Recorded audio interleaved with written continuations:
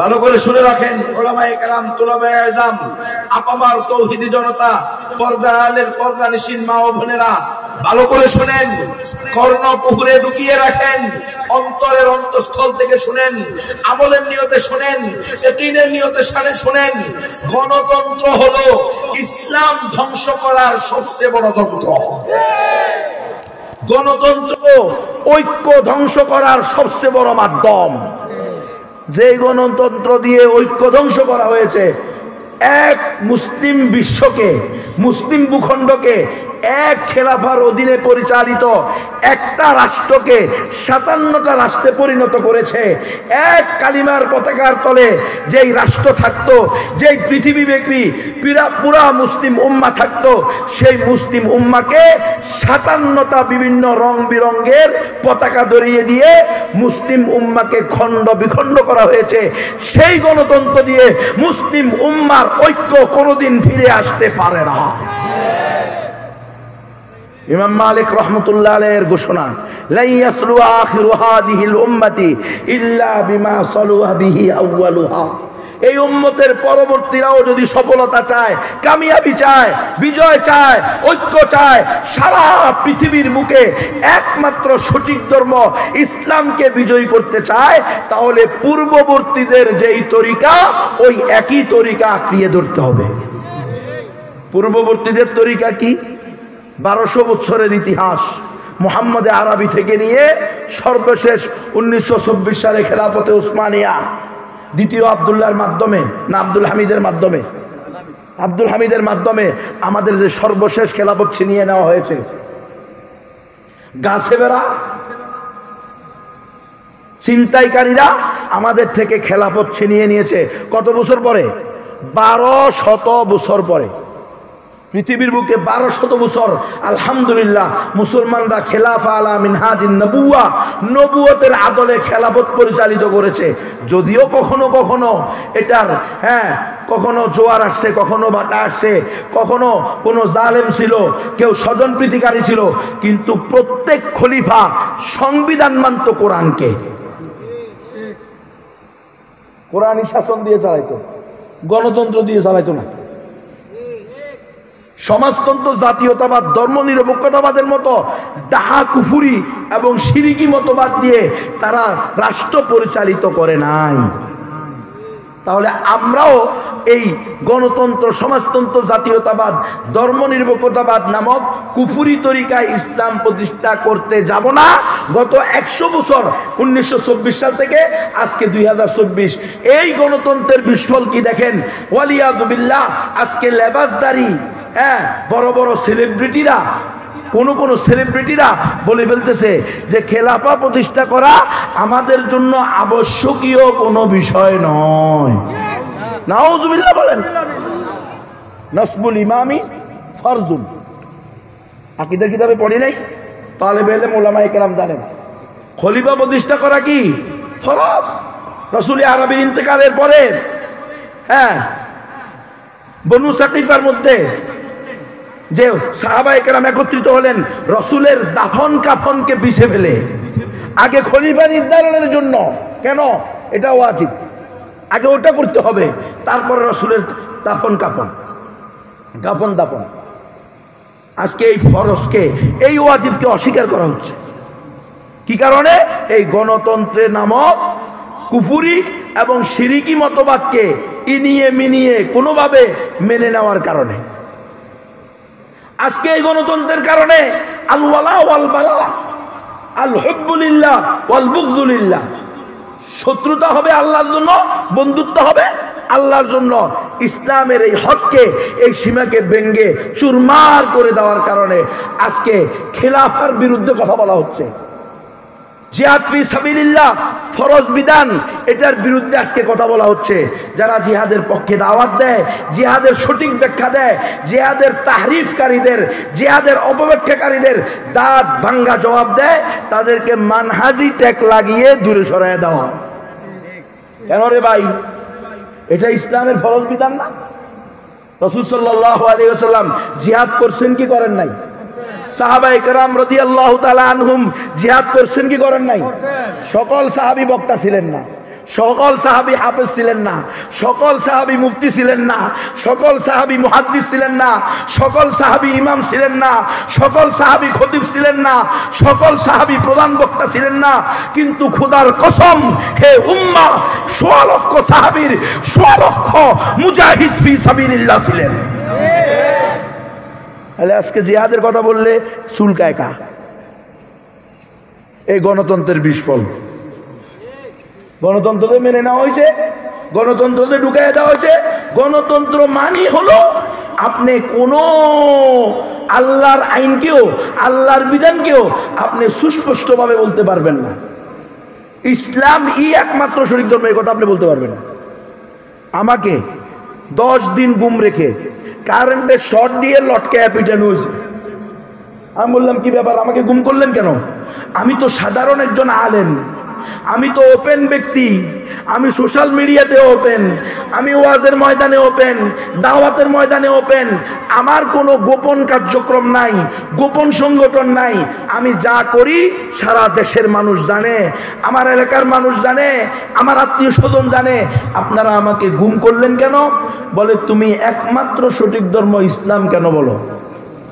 আমি বলি কি বলবো, এটা তো আল্লাহর ঘোষণা, ইন্নাদ-দীনা ইনদাল্লাহিল ইসলাম, নিশ্চয়ই আল্লাহর নিকট একমাত্র মনোনীত ধর্ম হলো ইসলাম। তো আমি তো ওই আল্লাহর গোলাম, ওই আল্লাহর প্রতিনিধি। ইন্নী জাইলুন ফিল আরদি খলিফা, আদম সন্তান হলো আল্লাহর জমিনে আল্লাহর প্রতিনিধি। আমরা হলাম নবীর ওয়ারিস। উলামায়ে কেরাম হলেন, উলামায়ে হক্কানি রব্বানি হলেন নবীর ওয়ারিস। তো উলামায়ে কেরামের দায়িত্ব উম্মতের সামনে কোরআন হাদিসের সঠিক ব্যাখ্যা তুলে ধরা। সকল ধর্ম সঠিক নয়, একমাত্র সঠিক ধর্মের নাম কি? ইসলাম। আমাকে বলে না, এটা গণতন্ত্রের দেশ, গণতন্ত্র দিয়ে দেশ চলে, তোমাকে বিশ্বাস করতে হবে সকল ধর্ম সঠিক। বলেন না নাউজুবিল্লাহ মিন যালিক। এটা কি বলা সম্ভব? এটা গণতন্ত্রের বিস্ফল। আপনি গণতন্ত্র মানবেন, এখন সকল ধর্ম সঠিক বলতে হবে। না বললেও আপনি বলবেন সকল ধর্মীয় স্বাধীনতা, সকল ধর্মীয় সম্প্রীতি, সকল ধর্মের সম্প্রীতি, সকল ধর্মের মানুষের স্বাধীনতা। হ্যাঁ, অবশ্যই কাফের মুশরিকদেরকে, বেঈমানদেরকে আমরা জোরপূর্বক মুসলমান হইতে বলবো না। জোর করে আসলে মুসলমান বানানোও যায় না। কিন্তু তাই বলে কি আমরা তাদের শিরিকের ব্যাপারে সন্তুষ্টি প্রকাশ করব? ফিকহের একটা কায়দা আছে, রেজা বিল কুফরি কুফরুন। কেউ যদি কারো কুফুরের উপরে, শিরিকের উপরে সন্তুষ্টি প্রকাশ করে, তাহলে সেও ওই কুফুর এবং শিরিক করনেওয়ালার মধ্যে শামিল হয়। আমার কথা থেকে কেউ ভুল মেসেজ নেবেন না। আমি অন্যায়ভাবে কোনো মন্দির ভাঙ্গার জন্য আপনাদেরকে উস্কানি দিচ্ছি না, খবরদার। অন্যায়ভাবে কোনো মন্দির ভাঙ্গার অনুমতি ইসলামে নাই। অন্যায়ভাবে কোনো অমুসলিমের সম্পদ নষ্ট করার অনুমতি নাই। অন্যায়ভাবে কোনো মুসলমান তো মুসলমান, অমুসলিমের গায়েও হাত তোলার অনুমতি নাই। কিন্তু তাই বলে আমরা সম্প্রীতির নামে, সাম্প্রদায়িক সম্প্রীতির নামে আপনি আরো বেশি পূজা করেন, আরো বেশি মূর্তি বানান, এই কথা বলতে পারি না। এটা আমার ইমানি গায়রতের সাথে যায় না, এটা আমার মুসলমানিত্বের সাথে যায় না, এটা আমার তাওহীদের সাথে যায় না, এটা আমার সহি আকীদার সাথে যায় না। এজন্য এই কথা আমরা বলবো না। মেহেরবানি করে আল্লাহ আমাদেরকে বুঝার তৌফিক দান করেন। কেউ ভুল বুঝবেন না। আপনাকে আমি বলতে, খবরদার, আপনারাও অন্যায়ভাবে কোনো মন্দির ভাঙতে যাবেন না, অবশ্যই না। কিন্তু কাফিরদের সাথে আমাদের সম্পর্ক কি হবে সেটা আমাদেরকে রব্বুল আলামিন বলে দিয়েছেন। ক্বাদ কানাত লাকুম উসওয়াতুন হাসানাতুন, আয় আমার বান্দা বান্দিরা, তোমাদের জন্য উত্তম আদর্শ রয়ে গেছে ফি ইব্রাহিমা, ইব্রাহিম আলাইহিস সালামের মধ্যে, ওয়াল্লাযীনা মাআহু, এবং তার সাথীদের মধ্যে, ইয ক্বালু লিকওমিহিম, যখন তারা তাদের কওমকে বললেন, ইন্না বুরাআউ মিনকুম ওয়া মিম্মা তা'বুদুনা মিন দুনিল্লাহ, ও আমার বাবারা, ও আমাদের চাচারা, ও আমাদের প্রতিবেশীরা, ও আমাদের সমাজবাসীরা, ও আমার সমাজের প্রতিনিধিরা, ও আমাদের সমাজের নেতা নেত্রীরা, শুনে রাখো, তোমরা আল্লাহ ছাড়া যাদের পূজা করো, আল্লাহ ছাড়া আল্লাহর সাথে যাকে সাথে শিরিক করো, তাদের থেকে এবং তোমাদের থেকে আমরা সম্পর্ক ছেদ করলাম। সাম্প্রদায়িক সম্প্রীতি শিখাইতেছে না সম্পর্ক ছেদ শিখাইতেছে? কথা হয় না, আপনারা কথা বলেন না কেন? গণতন্ত্রের বিরুদ্ধে যায়, নিজের নেতার বিরুদ্ধে যায়, নিজের নেত্রীর বিরুদ্ধে যায়, নিজের পছন্দের মানুষের বিরুদ্ধে যায়, এই জন্য কথা পছন্দ হয় না। কথা যদি কোরআন সুন্নাহ মুআফিক হয়, যার বিরুদ্ধেই যাক অবশ্যই পছন্দ হতে হবে।